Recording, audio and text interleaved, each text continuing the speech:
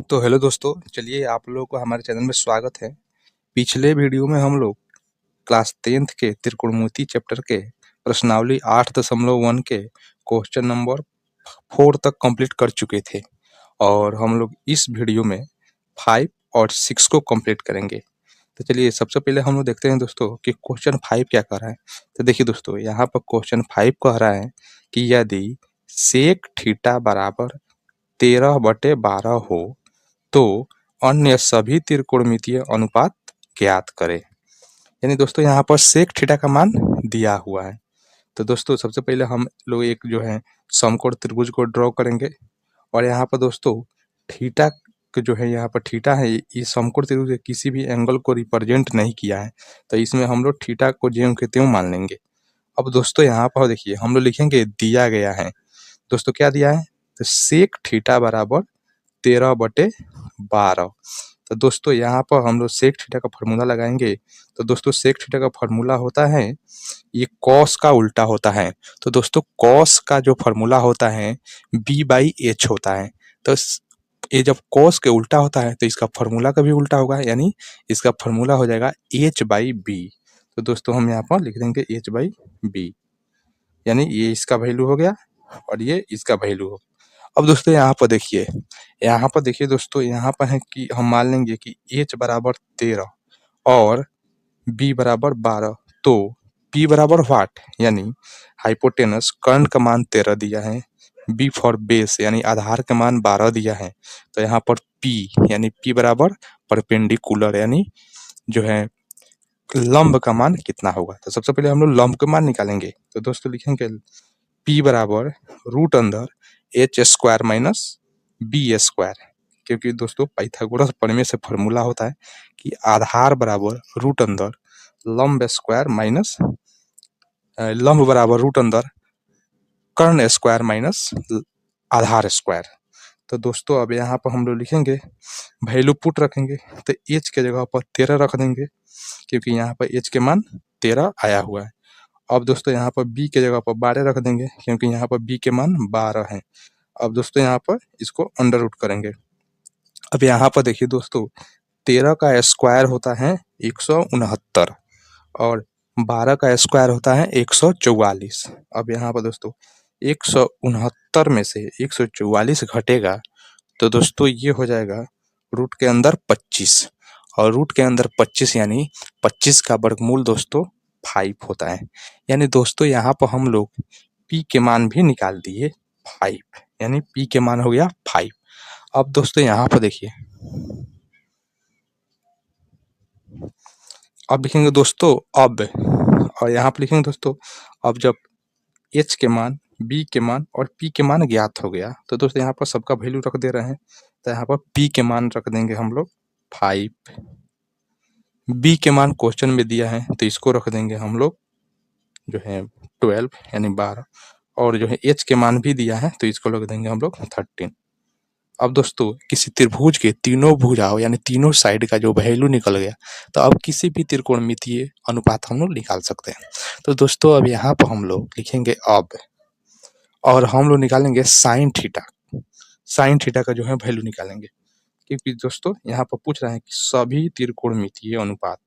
तो यहाँ पर लिखेंगे साइन थीटा बराबर, तो दोस्तों फॉर्मूला होता है इसका p/h, और p/h यानी p के जगह पर दोस्तों हम लोग रख देंगे आपका 5 और h के मान 13 यानी 5/13। इसी तरह cos थीटा बराबर, तो cos थीटा का फॉर्मूला होता है दोस्तों b/h। तो यहाँ पर दोस्तों हम लोग b के जगह पर रख देंगे 12/13 यानी 12/13। उसी तरह tan थीटा बराबर, तो दोस्तों tan थीटा बराबर p/b, p के मान रखेंगे हम लोग 5 और b के मान रखेंगे हम लोग 12 यानी 5/12। अब दोस्तों साइन का उल्टा होता है कॉसेक, कॉस का उल्टा होता है सेक और tan का उल्टा होता है कॉट। तो यहाँ पर जब ये इसके उल्टा होता है तो इसका जो वैल्यू आया है इसका भी ये लोग उल्टा होंगे।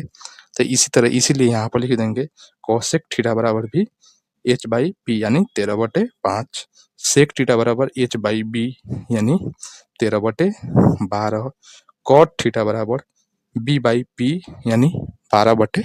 15। अब दोस्तों देखिए यहाँ पर सबका मान निकल गया, साइन थीटा का, कोसेक थीटा का, कॉस थीटा का, सेक थीटा का, टेन थीटा का, कॉट थीटा का। तो यही सभी त्रिकोणमितीय जो इसका है अनुपात हो गया। अब दोस्तों क्वेश्चन नंबर 6 को हम लोग देखते हैं। तो देखिए दोस्तों, सबसे पहले क्वेश्चन नंबर 6 में कह रहा है कि यदि कोण ए बराबर और कोण बी न्यून कोण हो, जहां कॉस ए बराबर है कॉस बी के, तो दिखाए कि कोण ए बराबर है कोण बी के। तो दोस्तों सबसे पहले हम लोग को इसमें यही देखना है कि यहाँ पर यह हमको कह रहा है कि कोण ए को कोण बी के बराबर हमको यह सिद्ध करके दिखा देना है कि यह बराबर है। तो दोस्तों इसके लिए सबसे पहले हम लोग एक त्रिभुज को ड्रॉ करेंगे, त्रिभुज ए बी सी को। अब दोस्तों इसमें देखिएगा, इस एंगल को यानी सी को हम लोग समकोण मान लेंगे, यानी 90 डिग्री मान लेंगे। और क्वेश्चन में दिया है कि कोण ए कोण बी के जो है न्यून कोण है, कोण ए और कोण बी न्यून कोण है। तो दोस्तों इस त्रिभुज में हम लोग यह सिद्ध करके दिखाएंगे कि कोण ए बराबर है कोण बी के।